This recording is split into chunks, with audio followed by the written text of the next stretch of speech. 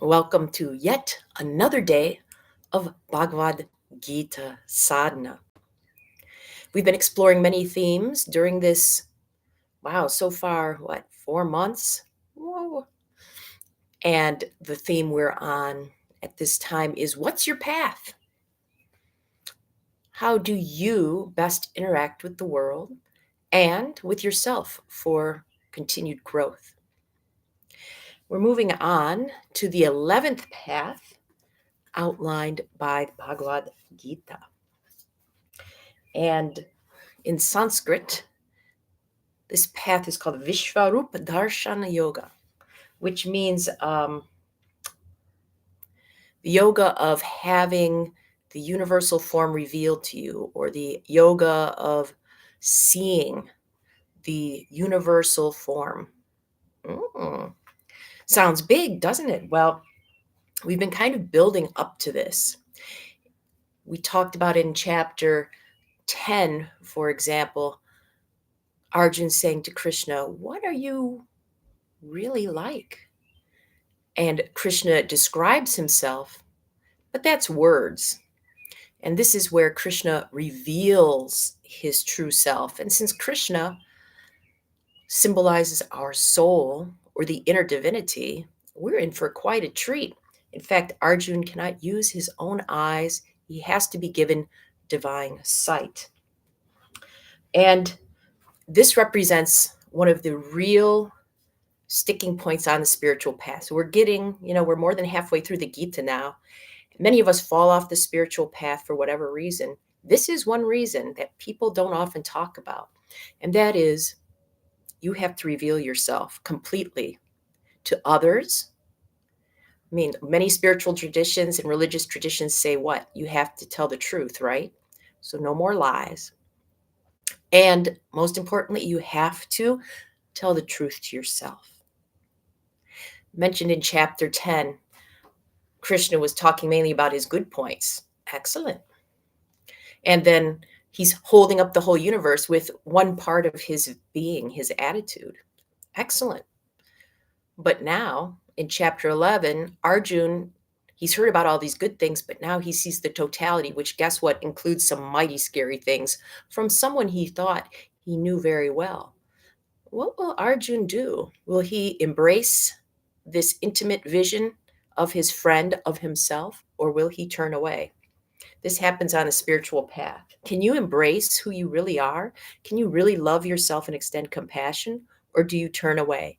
And when you turn away, unfortunately, then the spiritual growth stops. So, how can we keep going? Well, let's talk a little bit about the dialogue here. This is a dialogue. First of all, it means being open to receiving. We can't just give and give, we have to receive. Arjun is ready to give and receive honesty today. We will look at Arjun speaking in verse 4 and then Krishna's response in verse 5. I am chanting from the poetic version. That is the left side translation in Embracing the Song of Your Soul. Or if you have another Song of Your Soul book, it's the translation in those.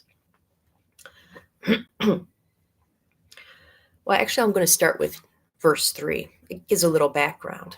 So here we go. Arjun is asking, "Thus as you have described yourself as one beyond familiar forms, I wish to see you in your form divine, O supreme among men. If you think it is possible for me to see you in this way, O Prince, show your eternal self to me, O Lord of the yogis." And then Krishna responds, "Behold, Arjuna, forms of mine by the hundreds and the thousands of various divine types and of various colors and shapes."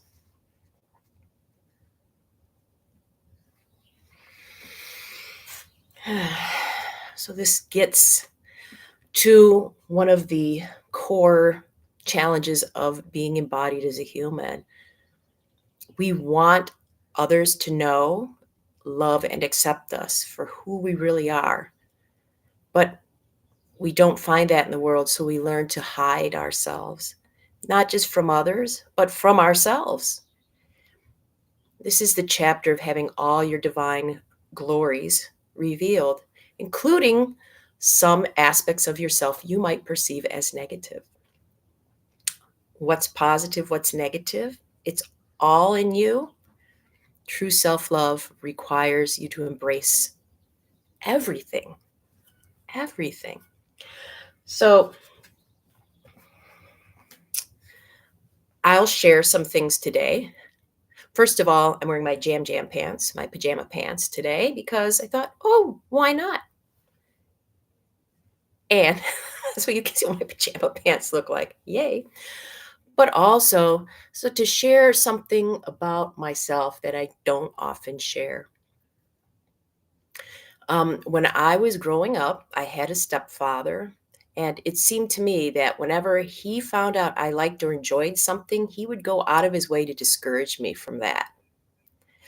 Or if I said I liked something, he would come back at me with why, not acceptance. And so I have a very hard time asking for what I want and need because I kind of still carry that whatever I ask for or need from you, from the universe, it's going to be discouraged or squished. And that's why sometimes I'll say, please join me for workshops and things like that. And it might come across as hesitant because I have a hard time. I really do want you to join me for more things, but I'm afraid if I express that, you'll be like, let's not join her. So that's one of the things that I carry around with me. Today, if you wish, you can share in the comments something from the past couple days, like what aspect of yourself you feel influences your view of the universe, or something really good you feel about yourself from chapter 10, how you feel you're great, or even from chapter 11, something that is some you perceive as negative. And this is the process of true vulnerability required for the ultimate spiritual progress. Today's practice I'm dedicating to Boomer and his two-legged friends, whom he has left behind during his final transition, including Cathy. May you all find peace. Today, when you meditate, I invite you to contemplate the deepest aspects of yourself, the parts you don't show others, the parts you might not even want to look at. We'll go back to a mudra we've done before, samputa, which is like a little box. You take your hands and you kind of cup them a bit. The left hand is on the bottom, the right hand fits on top. It contains this wonderful secret. I put a different mudra in the description. I'll fix that. But I think this is a good one for today. What we keep secret, and then at the end, we'll release it. Yeah. All right. Pose time, jam pants time. And Oliver will, of course, reveal his true self. Look out, buddy. Thank you.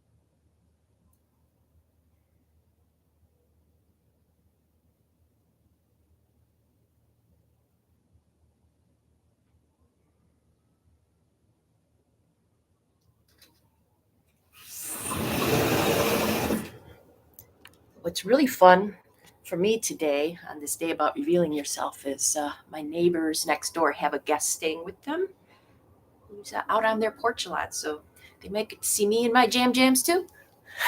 All right. So 5 minutes contemplating the parts of yourself you might keep hidden. See you soon.